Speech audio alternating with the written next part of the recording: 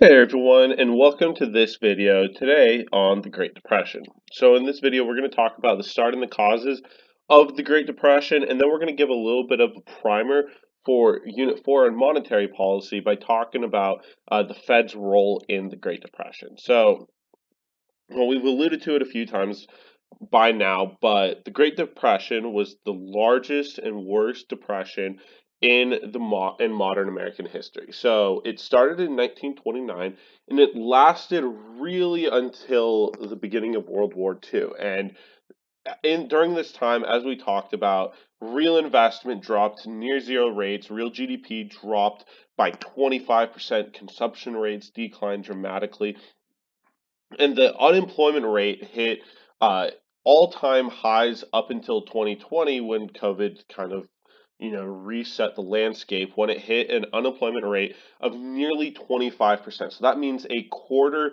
of the United States was unemployed during 1932 at the height of the Great Depression. So when we're talking about the results and the impacts of the Great Depression, this was nearly catastrophic. We're talking about a total meltdown of the financial system. So, these are numbers that are double that of what we saw during the financial crisis of 2007. And the Great Depression really had the inflammatory point of Black Tuesday, and that was on October 29th, 1929. So, even though the MBER starts the Great Depression in August of 1929, when we started to see consumer spending drop substantially and we had a bit of an economic slowdown, Black Tuesday is really the big point at which the Great Depression is colloquially known as starting, and when people realize that this could get very bad. So when we look at the causes, we're first going to look at a couple auxiliary causes, and one of those was a cut in consumer spending that was associated partially with the Smoot-Hawley Tariff Act. And what that did is it sharply decreased foreign demand for American products. So basically, this was part of a modern America First type policy. And this was before, like the World Trade Organization was set up. And so there was free reign for other countries to respond to the Smoot-Hawley Act by putting retaliatory tariffs of their own. And so this meant that international trade sharply declined in the second half of 1929. Now, when we look now at the longevity of the Great Depression, one of the big problems was the Dust Bowl, which many of you may have heard about referenced. But what this basically was an agriculture phenomena that was a mixture of drought and overuse of land. That meant that a lot of land and soil went bad and literally turned to dust, and meant that agriculture production in the United States dropped deeply, ruining the lives of many farmers in the Midwest, and it ended up displacing millions of Americans as they tried to move around the country, meaning to find, different lifestyles and restart their lives. And so this meant that, you know, just the GDP in the center part of the US just dropped dramatically, while the population surged in coastal areas beyond what the capacity was available for these people. There were also several bank panics, and this is what we in a money and banking class are particularly interested in. So this, remember, the stock market fell in 1929, but then the bank panics hit. So uh, we had four, not three. So don't worry about that. There was one in the fall of 1930, the spring of 1931, the fall of 1931, and the spring of 1933. The worst one was the one in 1933, and it ended up causing the United States government and President Roosevelt to declare a national bank holiday. So basically, the only solution that the government could come up with during these bank runs was to literally just shut down banks so that people couldn't access their money, so that they couldn't pull it out and cause more banks to go under. Additionally, we've talked about quite a bit the diversification of banks into different markets, and like when we're talking about swaps, how interest rate risk and default risk reduces when you diversify your portfolio. But in the 1930s and 1920s, we really didn't have a national banking sector set up. And of course, derivatives, including swaps, were not even a fathomable concept at this time. And so that meant we had a lot of small, undiversified banks making the bank runs a lot worse, especially when you consider economies like in the Midwest that were reliant entirely on agriculture. So what ended up causing the, or what ended up resulting from this is what we call the debt deflation process. And you may have heard me mention this a couple times, that deflation is considered by most economists to be actually worse than inflation because it is associated with a drop in GDP.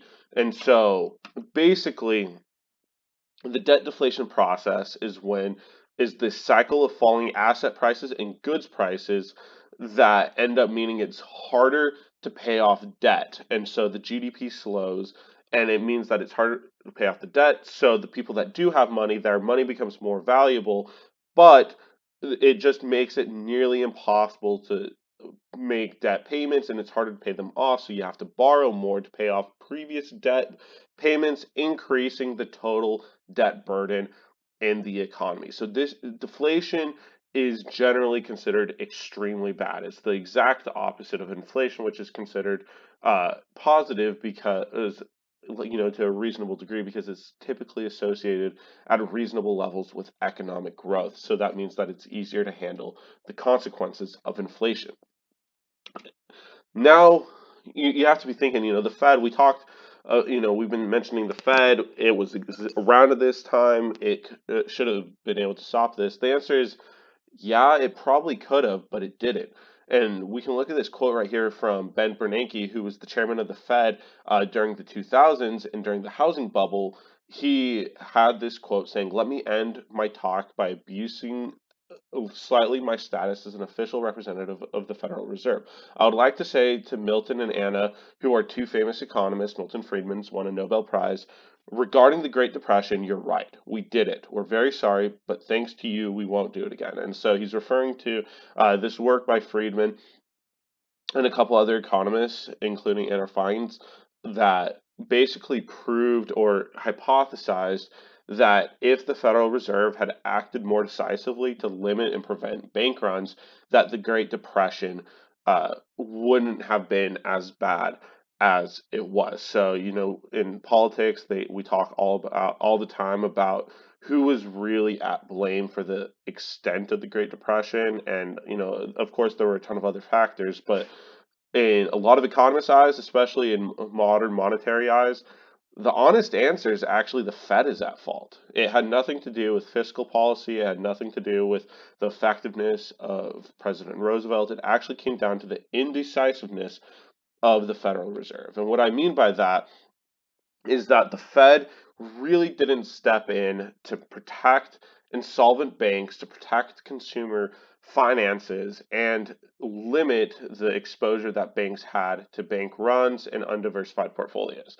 And so one of the big reasons for this is actually just because at the time there was nobody in charge. So until 1935, if you're calculating in your head, this is 6 years into the Great Depression, there was a huge division of power in the Fed by conscious design because everybody was so afraid about the Fed's power in the economy. But because of that, it meant that important decisions could only be made with a group consensus. And if you've ever talked to economists, if you put three economists in a room together, at least one of them is going to disagree on major monetary policy. So the Fed was pretty much useless at this time, and it had zero teeth, even though it did theoretically have power. It had no way of exercising that power. Additionally, the Fed didn't want to rescue insolvent banks, so they willingly let insolvent banks, and because they agreed with the sentiments during the 2007 financial crisis when Lehman Brothers was critiqued and let go under because of the moral hazard problem.